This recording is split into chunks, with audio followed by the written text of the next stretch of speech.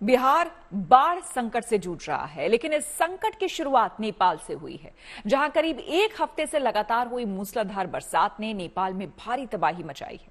नेपाल में बरसात और लैंडस्लाइड से करीब 200 लोगों की मौत हो गई है। इसी से जुड़ा हमारा छठा सवाल है। हमारा सवाल है कि बाढ़ की त्रासदी से नेपाल में कैसे हैं हालात। नेपाल में भी स्थिति गंभीर बनी हुई है और लोग जल प्रलय से जूझ रहे हैं।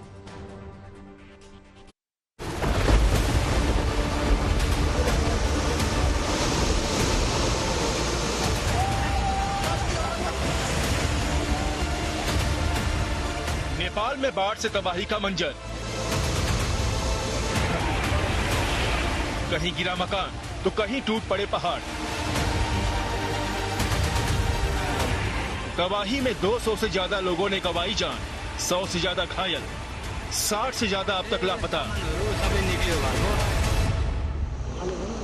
बाढ़ से हाहाकार की ये तस्वीरें नेपाल के कावरे की है। कहीं सड़कों पर प्रलय का मंजर देखने को मिल रहा है तो कहीं बड़ी बड़ी गाड़ियां कचरे की तरह डूबी नजर आ रही हैं।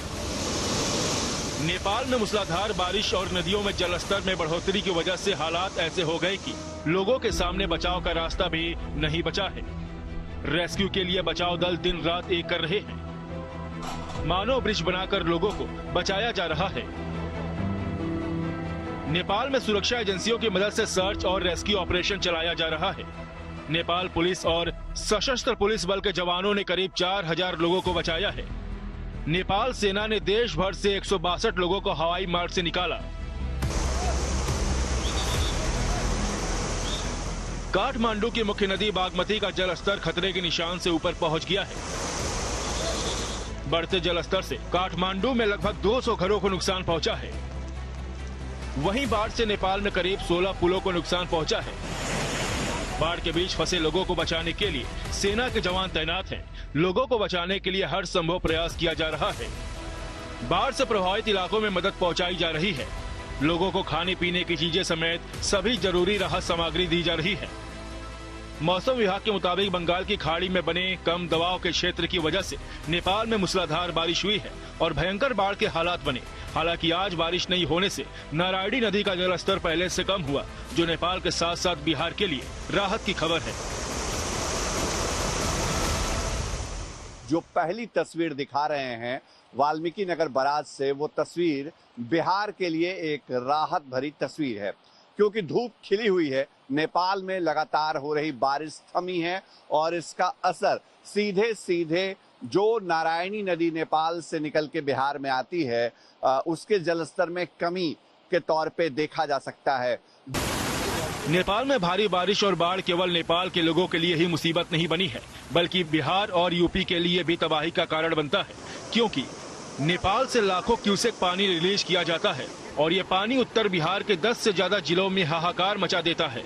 इस बार भी 6 लाख क्यूसेक से ज्यादा पानी नेपाल ने छोड़ा है और ये पानी नेपाल के सीमावर्ती इलाकों में कहर बरपा रहा है।